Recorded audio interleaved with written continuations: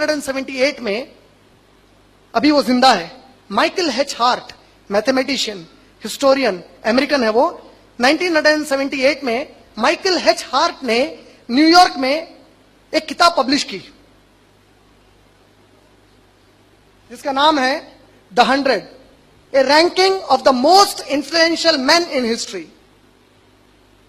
Michael H heart ने 1978 में यह किताब लिखी जिसमें उन्होंने आदम अलैहिस्सलाम से लेकर 1978 तक दुनिया में जितने भी बड़े लोग आए हैं उनको लिस्टिंग की कि दुनिया में सबसे पावरफुल और सबसे बड़े आदमी कौन है। He was a Christian, he is a Christian, वो अभी भी जिंदा है। न्यूयॉर्क से यह बुक शाये हुई 1978 में, the 100, A ranking of the most influential man in history.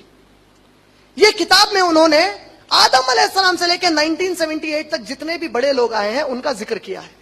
और उसमें उन्होंने जब नंबरिंग की कि ये सबसे बड़े हैं, ये सेकंड है, ये थर्ड है, ये फोर्थ है, तो हर चैप्टर पर उन्होंने रीजनिंग पेश की, वो ऐसा क्यों लिख रहे हैं उन्होंने बताया। और वो खुद क्रिश्चियन है। उन्होंने ईसा अलैहिस्सलाम को इस किताब में, जीसस क्राइस्ट को इस किताब में 3rd पोजीशन पर रखा है। उन्होंने उमर इब्न खत्ताब को 52nd पोजीशन पर रखा है, अशोका को 53rd पोजीशन पर रखा है, महात्मा गांधी को 100 में भी इंक्लूड नहीं किया, 107th पोजीशन पर महात्मा गांधी को उन्होंने रखा है।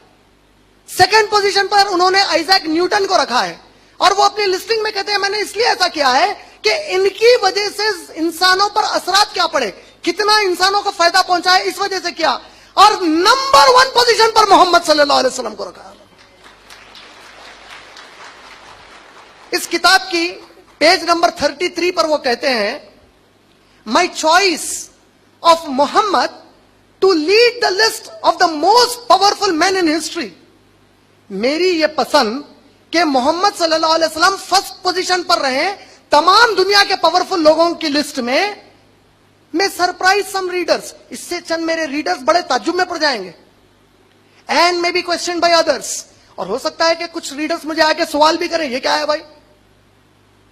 But no man in history, वो कहते हैं but no man in history, तारीख में कोई भी इंसान has not been so supremely successful on both religious and secular level। वो कहते हैं कि तारीख में कोई भी इंसान मजहब या सेक्युलरिज्म में नबी अकरम सल्लल्लाहु अलैहि वसल्लम के उतना कामयाब नहीं हो सका।